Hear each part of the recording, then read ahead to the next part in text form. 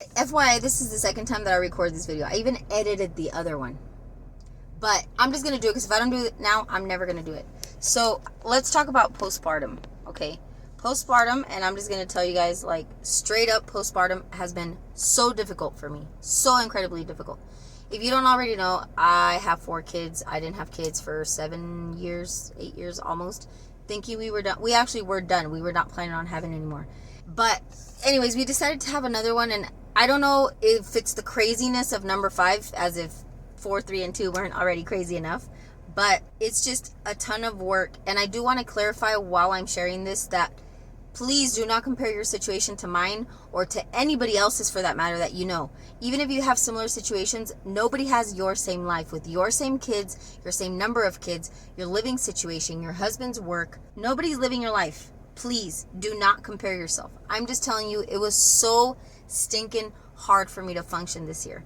I felt like I had to go into hibernation. Obviously, this is a huge blessing. I will do this anytime over again for any of my babies. But it doesn't take away from the fact that it was so stinking hard. My husband does not have a traditional 9 to 5 work schedule or job. So I did and do a lot of things by myself. Homeschooling the kids and staying home with them. Some of you have an idea of what that's like if you homeschool. But my situation is different because there's also other factors, like as far as business for my husband and the personality of my kids, the ages of my kids. I have a 3rd grader, 4th grader, 8th grader, and 11th grader.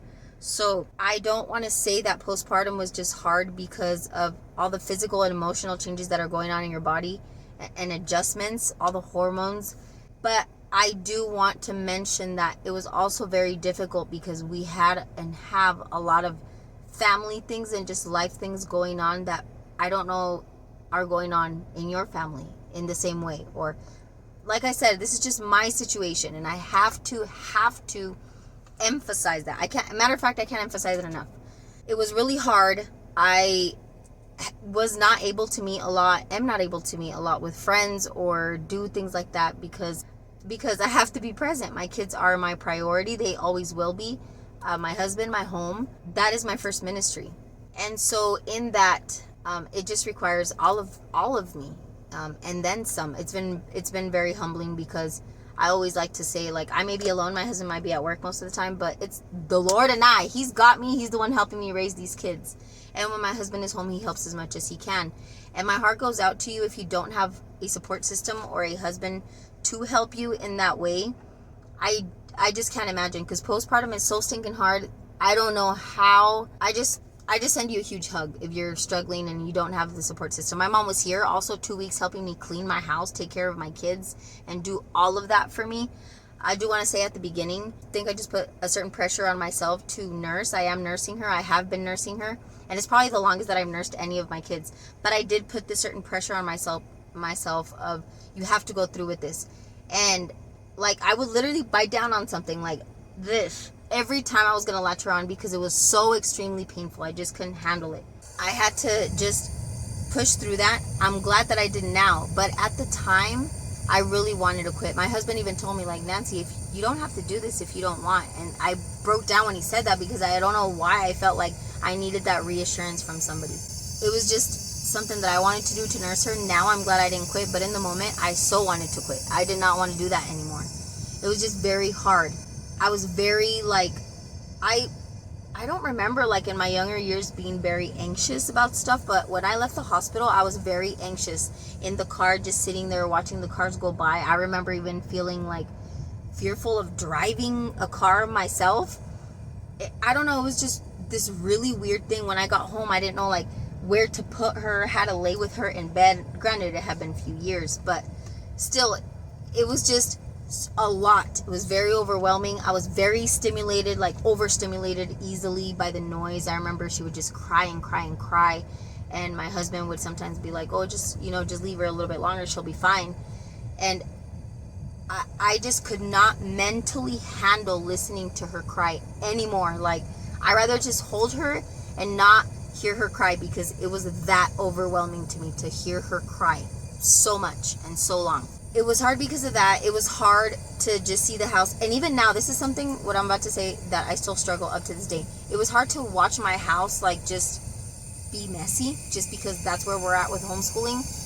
I think that was probably the hardest thing, is homeschooling with a baby, because I just am not God, and I'm a control freak, right? I'm a recovering control freak. I don't have control over how messy my house gets. Like, I teach my kids to clean, I have my kids help me, but you do know that when you are teaching and training a child to do something in the home, you also have to supervise, which takes time away from other things that you are supposed to be doing. So that in itself is difficult. And so it is very hard for me to look around at my house and be like, this is so out of my control. Like, I'm in way over my head here. There's just so many things that I can't control, and it's because I've had a baby and we've adjusted, and I've added her into our schedule now, and everybody loves her to death, but it doesn't take away from the very real fact that it's still really hard. Like, my emotions were just very all over the place this year. I was very sensitive, and that is even annoying to me, because I can't stand being sensitive. Like, I'm annoyed that I was so sensitive this year, just very in my feelings, and I just prayed through it all, like, God, just help me get through these feelings that are sometimes feel like are controlling me, and help me take my thoughts captive. Help me to preach to myself more than I listen to myself. That's John Piper right there. Just trying to read scripture wherever I could, and just like hanging on, so to speak, by a thread. A lot of times I didn't want to talk about it, and I still don't want to talk about it, because I'm the type of person, like, when I first had kids, I wasn't really familiar with postpartum the first year. Then maybe a little. The third one, it was like, okay, Nancy, you have feelings, but get over it. Like, move on, life goes on. Just deal with it. I just really didn't face them. I don't think it was until my fourth one, and it was just because we went through a whole nightmare with him and his allergies and skin stuff, that I really learned how to face these things and kind of deal with them. So I want you to be seen and heard if you're going through this postpartum. I often think of moms and how we see all these pictures on Instagram. They look beautiful, and I'm all for taking beautiful pictures for beautiful memories. But I always wonder what goes on behind the picture, like behind that labor, behind all the worries and the anxieties that we feel just being moms, whether it's your first or your fifth. They don't go away. They're very real. They are there, but they don't define us. They should not control us. They are not who we are. So be encouraged, mom, and you are who I'm making this video for. So yay to surviving 12 months. Yeah, she's already 12 months. Yes. Of postpartum. I am feeling a lot better. I feel like by month 2, I was able to feel a little bit better, because it wasn't as painful. For some reason, they told me, like, the more kids you have, the more painful it is when you latch a baby on to nurse them. I don't know why, but it was crazy painful. I'm glad that I stuck with it, but it was something that I definitely wanted to quit at first. And I was just like, I can't do this. I mentally, physically could not do it at the moment. But somehow God gave me the grace to do it. And here we are. So you're going to be just fine. Please reach out to me if you don't have family, if you need a break just from cooking dinner and you could really use a meal. I could set something up for you. Again, you are who I'm making this video for. I see you, mom. Keep going. Keep going. It gets better. He blessed us with them, and he will get us through it. So hang in there.